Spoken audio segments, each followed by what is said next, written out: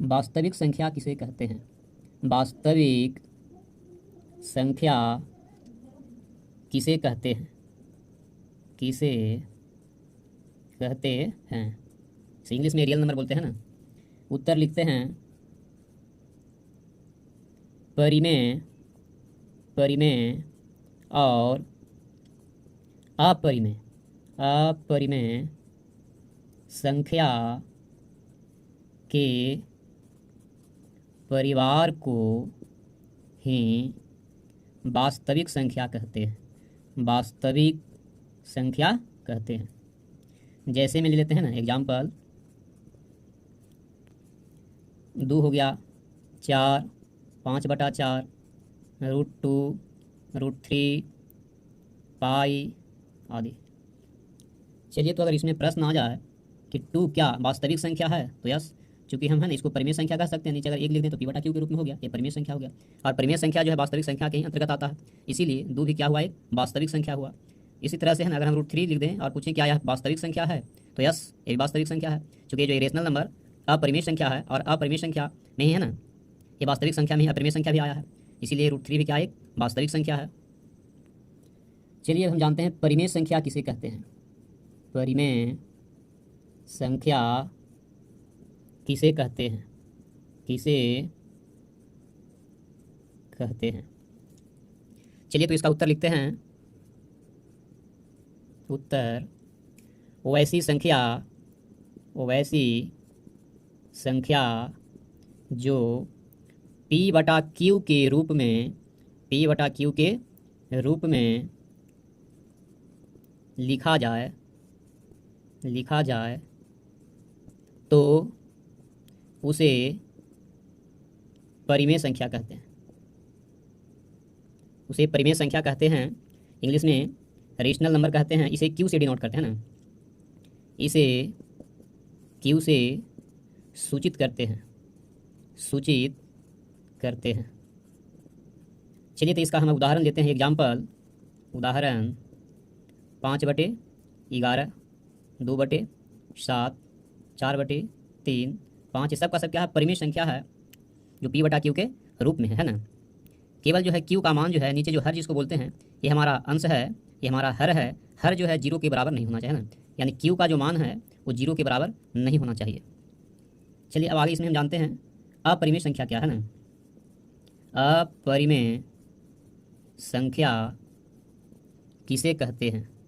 किसे कहते हैं? चलिए, तो इसका उत्तर लिखते हैं। जिस संख्या को p/q के रूप में, p/q के रूप में नहीं लिखा जाए, है ना, नहीं लिखा जाए तो उसे अपरिमेय संख्या कहते हैं। अपरिमेय संख्या कहते हैं।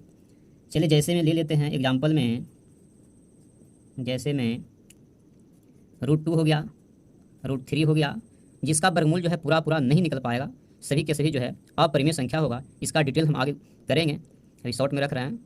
ये √11 हो गया, पाई हो गया, ये सब क्या है, अपरिमेय संख्या। चलिए, तो आगे हम देखते हैं परिमेय संख्या। परिमेय संख्या, परिमेय संख्या का 2 टाइप यहाँ पास बताया जा रहा है। एक का नाम है शांत और एक का नाम है अशांत। यहाँ पास जो है अशांत को भी 2 टाइप किया गया है। एक का नाम दिया है अशांत आवर्ती और एक इसमें क्या है, अशांत अनावर्ती। चलिए, तो हम बारी बारी से जानेंगे शांत के बारे में, अशांत आवर्ती और अशांत अनावर्ती। चलिए, तब हम जानेंगे शांत संख्या किसे कहेंगे, है ना। शांत संख्या किसे कहेंगे? तो जिस संख्या के है ना हर का अभाज्य गुणनखंड, चलिए यहाँ लिख देते हैं शांत संख्या। जिस संख्या के हर, है ना, हर का अभाज्य गुणनखंड 2 के पावर n गुने 5 के पावर m के रूप का हो तो उसे शांत संख्या कहते हैं, शांत संख्या कहते हैं। 2 और 5 के अलावा जो है तीसरा अंक का नहीं होना चाहिए, है ना, तभी वो शांत संख्या होगा, नहीं तो दूसरा अंक अगर आ जाता है गुना के रूप में तो वो अशांत बन जाएगा। चलिए एग्जाम्पल से हम समझते हैं। जैसे में हमने लिया 5/20 लेते हैं। अगर छोटा होता है तो पहले हम छोटा कर लेते हैं। 5 से 5 का 20 यानी 1/4 मिला। इस हर का जो है हम फैक्टर करेंगे ना, तब हमें क्या मिलेगा, 1/4 को तोड़ेंगे तो 2 गुना 2 है ना, यानी 2 का पावर 2 मिल गया। अगर इसे हम 5 के पावर 0 लिखें तो कोई फर्क नहीं पड़ेगा, क्योंकि किसी भी संख्या के पावर अगर हम 0 देंगे तो उसका मान 1 हो जाएगा, और 1 में इसे गुना करेंगे कोई फर्क नहीं पड़ेगा ना। तो यह संख्या जो है 2 के पावर n गुने 5 के पावर m के रूप का हो गया है, इसीलिए ये संख्या कैसा होगा, ये संख्या शांत होगा। चलिए एक एग्जाम्पल और लेते हैं। 3/8 लेते हैं। तो कुछ नहीं, हम सबसे पहले जो है नीचे वाला संख्या है इसका हम फैक्टर करेंगे, तो 8 को हम तोड़ेंगे तो 2 दूनी 4 दूनी 8, इस तरह से टूट जाएगा। यानी 3/8 को हम इस तरह से लिख सकते हैं, गुना 5 के पावर 0 इस रूप में आ गया, तो क्या ये संख्या जो है शांत हो गया। चलिए तो हम समझते हैं कि अशांत संख्या किसे कहेंगे, अशांत संख्या किसे कहते हैं। चलिए उत्तर लिखते हैं। वैसी संख्या जिसके हर का, है ना, हर का अभाज्य गुणनखंड 2 के पावर n गुने 5 के पावर m के रूप के अलावा इसमें अन्य संख्या भी शामिल हो जाए तो उसे अशांत संख्या कहते हैं। अशांत संख्या या अशांत आवर्ती संख्या कहते हैं ना। जैसे में हम लिखते हैं 5/2 गुने 5 गुने 3। इसमें देख रहे हैं कि फैक्टर के रूप में 2 5 तो है ही है, इसके अलावा तीसरा अंक भी शामिल हो गया है, इसीलिए यह संख्या जो है अशांत संख्या होगी, है ना, अशांत संख्या होगी। एक एग्जाम्पल और लेते हैं। 2/7 गुने अगर हम 5 रखते हैं तो यहाँ भी हम देख रहे हैं कि 5 के अलावा, है ना, दूसरा अंक शामिल हुआ जो हमारा 7 है, तो हम इसका परिभाषा जान चुके हैं कि 2 और 5 के अलावा तीसरा अंक भी अगर शामिल हो जाए तब वो संख्या जो है अशांत होगी, इसीलिए ये भी संख्या अशांत संख्या होगी। चलिए तो यहाँ पास हम देखते हैं अशांत संख्या इसमें हमें 2 कंडीशन देखने को मिलता है। एक का नाम आता है अशांत आवर्ती और दूसरे का नाम आता है अशांत अनावर्ती। तो चलिए इसमें हम जानते हैं ना आवर्ती क्या होगा, अनावर्ती क्या होगा ना।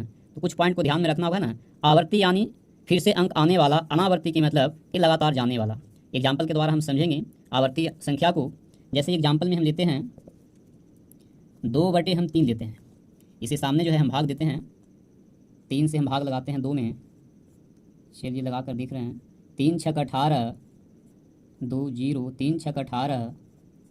इस तरह से जो है बार बार जो है इसमें हम देख रहे हैं ना, छह जो रिपीट हो रहा है ना, एक बार छह दोबारा फिर छह, फिर इस तरह से एक ही अंक बार बार जब रिपीट होगा तो इस तरह का संख्या जो है अशांत आवर्ती। आवर्ती यानी आने वाला, छह आया फिर से छह आ गया, तो ऐसी संख्या को हम परिमेय संख्या कहेंगे। लेकिन अशांत अनावर्ती ये फिक्स है, अनावर्ती संख्या है जो परिमेय नहीं हो सकता, ये जो है अपरिमेय संख्या है। और अनावर्ती संख्या है वो हमेशा रूट में ही रहेगा। इस तरह से √3 हो गया, √2 हो गया, ये अशांत अनावर्ती है। अगर इसका हम वर्गमूल निकालेंगे तो ये पूरा नहीं निकल पाएगा, इसीलिए इस संख्या को अपरिमेय संख्या कहते हैं। तो चलिए और डिटेल से है ना 2-4 प्रश्न लेकर के जो है परिमेय और अपरिमेय को स्पष्ट कर लेते हैं। जैसे फर्स्ट नंबर लेते हैं 0.2222, इस तरह से ये भी जो है रुकने का नाम नहीं ले रहा है। दूसरा नंबर 0.333333 डॉट है ना, ये भी रुकने का नाम नहीं ले रहा है ना। तीसरा नंबर लेते हैं 0.1235 2315 695। नंबर 4 लेते हैं 0.1235 1235 1235, इस तरह से डॉट है। चलिए इसमें अब हमको पकड़ना है, धरना है कि कौन परिमेय है और कौन अपरिमेय संख्या है। परिमेय के बारे में ना टाइप हमने देखा एक शांत और एक अशांत का। अशांत तो सब है, रुकने का नाम नहीं ले रहा है, लेकिन इसमें हम देख रहे हैं नंबर 1 से चलते हैं। एक ही अंक जो है बार बार रिपीट हो रहा है, तो इसे हम इस तरह से लिखते हैं 2। जब एक ही अंक बार बार रिपीट होता है तो हम इस तरह से रिकरिंग लगा देते हैं, और ये संख्या जो है परिमेय संख्या कहलाता है। इस तरह से इसमें भी हम देख रहे हैं कि 3 जो है बार बार रिपीट हो रहा है, तो इसे हम स्टॉप करेंगे, है ना। इसे हम स्टॉप करेंगे, 3 को बार बार नहीं लिखकर एक बार लिखेंगे और रिकरिंग देंगे। नंबर 3 में हम देखते हैं 0.1235, इस तरह से यहाँ का फिर क्या है 2312, है ना। फिर देख रहे हैं 695। अंक जो है बार बार चेंज हो रहा है, इसमें एक टाइप पर नहीं जा रहा है ना, एक आधार पर जो है अपने अंक को रिपीट नहीं कर पा रहा है, हर बार जो है अंक इसमें देख रहे हैं चेंज हो रहा है। तो इस तरह की जो संख्या है डॉट डॉट रहने से भी एक ऐसा संख्या बनेगा, अपरिमेय संख्या होगा। इसे क्या बोलेंगे, अपरिमेय संख्या। चलिए नंबर 4 में देखते हैं 0.1235, यहाँ तक आकर है ना चलांक, फिर से अंक यहाँ से रिपीट हो गया है 1235। फिर देख रहे हैं 1235, ये आसान तो है, जा रहा है लेकिन अपने अंक को रिपीट करते हुए जा रहा है। जब अपने अंक को रिपीट करते हुए जाएगा तो इस तरह का जो संख्या है वो परिमेय संख्या कहलाएगा। इसे हम रोक देंगे इस तरह से 0.1235 पर हम रिकरिंग देंगे, इस तरह से स्टॉप हो जाएगा, यह संख्या परिमेय संख्या हो जाएगा। चलिए तो इसमें कुछ पॉइंट और हम जान लेते हैं। यूक्लिड विभाजन एल्गोरिदम, है ना, एल्गोरिथम। और दूसरा में जान लेते हैं यूक्लिड विभाजन प्रमेयिका। ये दोनों के बारे में जानते हैं। यूक्लिड विभाजन एल्गोरिदम क्या है और यूक्लिड विभाजन प्रमेयिका क्या है ना, डिटेल से हम जान लेते हैं, तो आज के बाद जो है हमें दिक्कत नहीं होगा। चलिए तो ये दोनों में काफ़ी गहरा संबंध है, जिसे समझना जुड़वे भाई बहन को देखते हैं। ठीक उसी तरह से यूक्लिड विभाजन एल्गोरिदम और प्रमेयिका में संबंध है, तो आइए हम एग्जाम्पल के द्वारा समझते हैं। चलिए सबसे पहले इसका परिभाषा ले लेते हैं ना, यूक्लिड विभाजन एल्गोरिदम क्या है। चलिए प्रश्न लिखते हैं, यूक्लिड विभाजन एल्गोरिदम क्या है। एल्गोरिथम क्या है। चलिए यहाँ से उत्तर लिखते हैं। उत्तर, चलिए तो इसमें हम जानते हैं ना यूक्लिड विभाजन एल्गोरिथम, किसी भी संख्या, है ना, कोई भी संख्या हो, मैथ से ही जरूरी नहीं है, किसी भी संख्या के बारे में है ना, किसी भी क्षेत्र से संबंधित कहा जाता है। किसी भी संख्या या समस्या को, किसी भी संख्या या समस्या को स्टेप बाय स्टेप हल करने की प्रक्रिया यानी प्रक्रिया को ही क्या बोलते हैं, यूक्लिड विभाजन एल्गोरिदम कहते हैं। हम एग्जाम्पल के द्वारा बहुत अच्छी तरह से समझ पाएंगे, तो चलिए इसका हम एग्जाम्पल लेकर समझते हैं। चलिए तो यहाँ पास हम दो संख्या लेते हैं, एक 17 लेते हैं, एक 40 लेते हैं, और इसका हम HCF निकालते हैं ना, इस संख्या का हम HCF निकालते हैं। HCF, इसमें बड़ा अंक होता है, उसे हम क्या बोल देते हैं, A कह देते हैं, और छोटा को B बोल देते हैं। इस तरह से इसका फार्मूला क्या बन जाता है, A बराबर BQ प्लस R, ये भाग एल्गोरिदम का फार्मूला है, और इसे ही परिमेयिका कहते हैं। और उदाहरण से हम समझ जाएंगे कि दोनों में किस तरह से गहरा संबंध है। तो चलिए A का मान कितना है, 40 है, और B के मान 17 है। चलिए बगल में हम इस तरह से HCF निकालते हैं, जिसे समझने में बहुत ही आसान होगा। 17 और 40 का 17 दूना 34, 6 यहाँ से आया 17, 6 दूनी 12, 5 यहाँ से 6 उतरा, एक बार 5, 6 में से 5 गया 1, यहाँ से 5 उतरा, एक का पढ़ेंगे 5 बार, शेष 0 मिला। चलिए तो 17 का हम कितने बार पढ़ा, 2 बार पढ़ा, शेष कितना मिला, 6 मिला। चलिए 17 को अब यहाँ लाते हैं, 6 से हमने यहाँ भागा लगाया है, 6 से भागा कितने बार लगा, 2 बार, शेष कितना मिला, 5। चलिए 6 को जो है अब हम यहाँ लाते हैं, किससे 5 से भागा लगा रहे हैं ना, ये जो शेष है इसी से भागा लगाते हैं। भागा कितने बार लगा, 1 बार, शेष कितना मिला, 1। चलिए 5 को अब यहाँ लाते हैं। चलिए हम भागा किससे लगा रहे हैं, 1 से, भागा कितने बार लगा, 5 बार, शेष कितना मिला, 0। कितना स्टेप इसमें हुआ, स्टेप 1 2 3 4। तो इसी स्टेप जो है, स्टेप बाय स्टेप हमने हल किया, यही स्टेप तो है जो हमारा एल्गोरिदम है। आज जो हमारा फार्मूला है, ये सिद्ध किया हुआ कथन है, इस कथन को ही हम प्रमेयिका बोलते हैं ना। प्रमेयिका क्या है, एक सिद्ध किया हुआ कथन है। ये क्या है, ये सिद्ध किया गया है ना, इस पर अगर मान बिठा करके हम धरेंगे तो मान बिल्कुल हमारा सही आएगा। ये सिद्ध किया हुआ कथन है, जिसे प्रमेयिका बोलते हैं। और इस प्रमेयिका के है ना आधार पे है ना स्टेप बाय स्टेप जो हम हल करते हैं, ये हमारा स्टेप ही एल्गोरिदम कहलाता है। चलिए तो ये भी जान ही लेते हैं ना, प्रमेयिका किसे कहते हैं, इसे क्या छोड़ा ना, प्रमेयिका किसे कहते हैं। चलिए इसका उत्तर लिखते हैं, बहुत ही ना देहाती शब्द में है ना, भाषा में जानेंगे, सिद्ध सिद्ध किए गए कथन को ही प्रमेयिका कहते हैं, प्रमेयिका कहते हैं। तो सिद्ध किया हुआ कथन क्या है? बच्चे हैं जो कंफ्यूज इसमें होते हैं कि सिद्ध किया हुआ कथन क्या है ना, समझ नहीं पाते हैं, तो यहाँ हम एग्जाम्पल में लिखते हैं जिससे है ना बहुत ही अच्छी तरह से समझ पाएंगे। जैसे लिखा ए बराबर बी क्यू प्लस आर, ये क्या है? सिद्ध किया हुआ कथन है। इसी कथन को तो प्रमेयिका कहते हैं। चलिए एक एग्जाम्पल और लेते हैं। त्रिभुज के तीनों कोनों का योग 180 डिग्री होता है। ये भी सिद्ध क्या हुआ है ना, इसे ही क्या बोलेंगे? प्रमेयिका बोलते हैं ना। 9th क्लास में हमने पढ़ चुका है ना मैथ में प्रमेय के बारे में, प्रमेय से तो ही प्रमेयिका बना। तो इस तरह से सब सिद्ध किया हुआ कथन है। इसी कथन को हल करने के हम लोग स्टेप बाय स्टेप फॉलो करते हैं ना, जो स्टेप फॉलो करते हैं वो स्टेप ही क्या कहलाता है? एल्गोरिथम कहलाता है। बस इतना का ही फर्क है। तो चलिए इस तरह का वीडियो जो है अगर अच्छा लगे तो सब्सक्राइब, लाइक, शेयर जरूर करें। चलिए धन्यवाद।